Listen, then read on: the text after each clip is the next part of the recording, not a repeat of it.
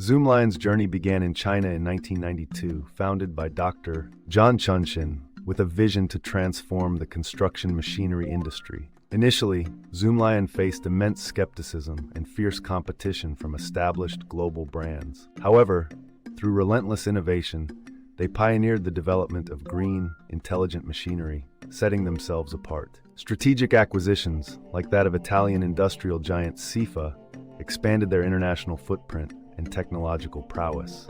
Insights from interviews with Zoomlion's team reveal a culture defined by resilience and a commitment to quality, driving their success and inspiring other entrepreneurs to pursue sustainability in industrial advancements.